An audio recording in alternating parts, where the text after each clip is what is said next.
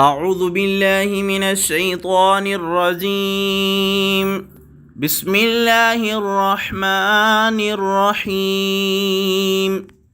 ہر خیر کا سوال اور ہر شر سے پناہ مانگنے کے لیے پیارے نبی کریم رؤوف الرحیم صلی اللہ تعالیٰ علیہ وآلہ وسلم یہ دعا مانگا کرتے تھے: اللہم انی اسألک من کل خیر خزائنہ بیدک واعوذ بک من کل شر خزائنہ